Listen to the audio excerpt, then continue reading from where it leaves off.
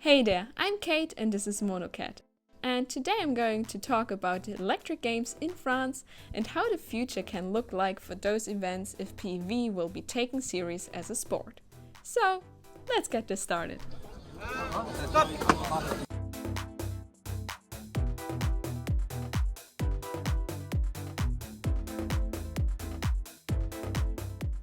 The Electric Games in France is an event for PEV riders that holds several competitions and have leisure activities all around PEV riding that mostly includes e-scooters, Onewheels, EUC, Eskates and some e-bikes, with EUCs being the biggest group of participants. This year it was already the third time that the Electric Games were held, and people from all over Europe were coming to participate and meet fellow riders. On the first 2 days there were the Global Challenge, which consisted out of elimination rounds on the first day and with finals on the second day. On the first day the races were on an off-road course, a street race and a slalom to show off the skills of the riders in the different categories. And on the second day for the finals they switched up the slalom for a cross rally race. And what was really important if you want to be at the end on the scoreboard of the Global Challenge, you would have to participate in all of the races, or otherwise your times will not count as much. And for each of the races, the riders were sorted into different groups according to their type of PEV, and then were starting to ride one after another with a 5 to 10 second gap, and their time got tracked with a chip around their ankle.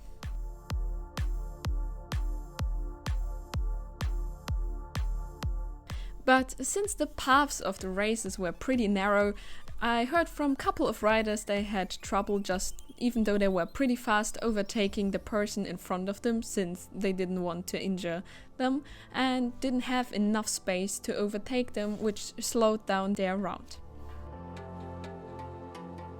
On the third and final day of the Electric Games there was the Electric Games Cup, which consisted out of 2 races, the street race and the off-road race, but you don't have to participate in both of them, only the ones you wanted to, since the winners would be separated for each of the race. For each race there would be always 2 riders racing at the same time against each other, and the one crossing the finish line first would get further, and that's how the winner of the race would be determined. There was supposed to be a third race in the Electric Games Cup, but it got cancelled due to the delayed start of the cup in the morning and the very understandable exhaustion from most of the riders.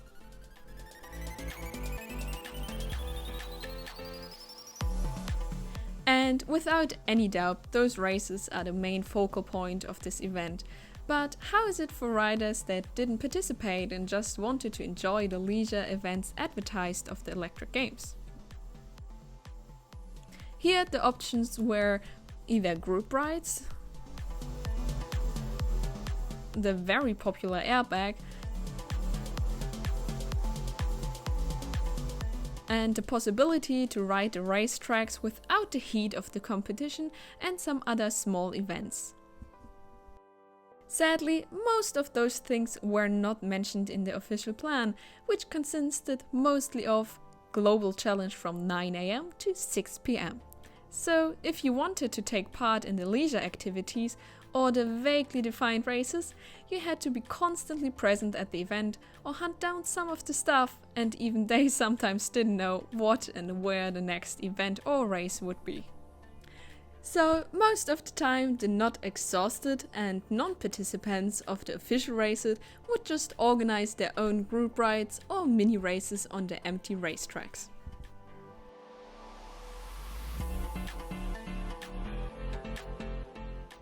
But even with the mild organizational chaos, lots of people, me included, had a great time at the Electric Games.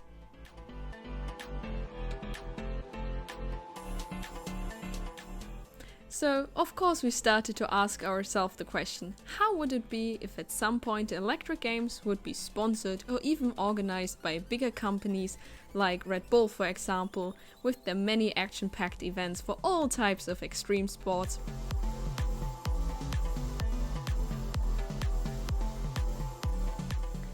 And many people that I talked to said that they would love to see a bigger scale of the event with clearer separation of the races and PEV groups as well as professional made racetracks, since the off-road course in particular started to turn into unrideable loose sand after dozens of PEV riders raced across it.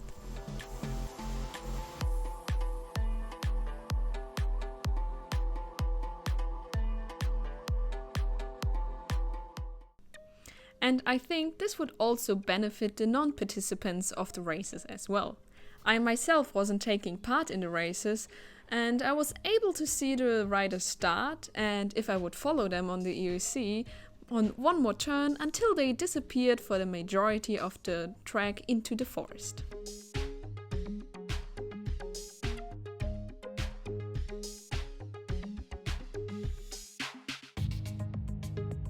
So if you would just have their camera crew being at multiple spots, you could not only see the other parts of the racetracks at the event, but you could also maybe not travel all through Europe if you don't feel like participating, but just watching. With the growing popularity of PEVs, I think it's just a matter of time till those events will reach such a size or become part of a bigger organization. But no matter how fun those events are for us as riders and fans of PEVs, if you're not actively looking for them, they are difficult to find and won't help to show non-riders all the possibilities that come from it. Even the Red Bull events, which get heavily advertised, are mostly watched by fans of the sport itself or fans of extreme sports in general. But how would it be, speaking now about extremes, if we could advertise PEVs and their possibilities as sports and get those races to the general public by having them at the biggest of all sport events, the Olympic Games? With the current Olympic Games in Japan, even if you don't watch them actively, there is no way not to notice them being all over the internet, social media and the news. So the obvious question is now if riding a PEV can be considered a sport.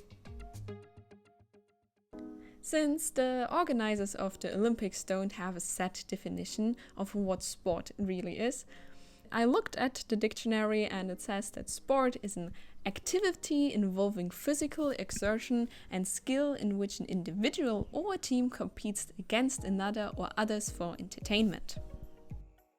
And if you see the footage of the electric games and see how exhausted also most of the riders were after participating, for us it's quite clear to see that PEV riding, if you don't do it only for commuting, can be considered a sport.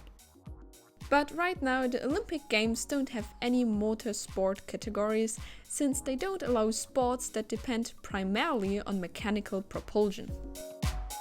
So just straight racing down a racetrack on a scooter with a throttle hold to max might not be the perfect candidate, but if we look at EUCs, for example, that don't even have a normal throttle to activate but are dependent on the skill of the rider of how fast it can accelerate, this might be a new type of motorsport that can be considered to be Olympia-worthy soon in the future.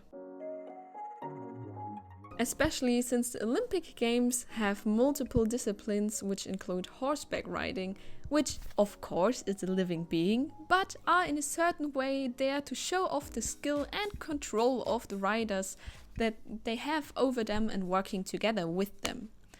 So not riding EUC in a straight line of course, but having a parcours to master or a game of EUC polo, since normal polo was once Olympic, seems not that far off of being a new possible sport. But as always, the IOC is taking its sweet time with adding or changing current sports, since there is a hell lot of planning involved, so this will be an option for a far away future. But something that could be an interesting opportunity is that the Olympics often include one or more demonstration sports, normally to promote a local sport from the host country or to gauge interest in an entirely new sport. And if that doesn't sound like the perfect chance for PEV sports, I don't know what does.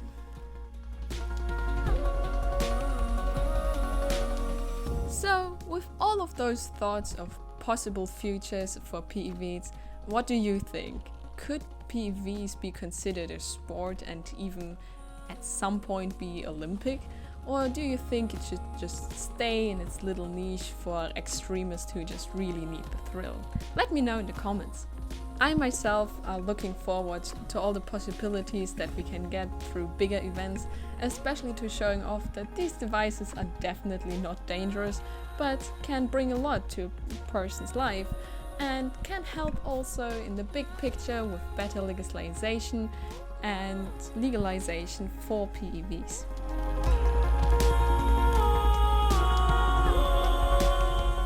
So if you liked my video and the thoughts I shared with you, please give me a like, and if you feel especially fancy, you might subscribe. Thank you very much and see you next time.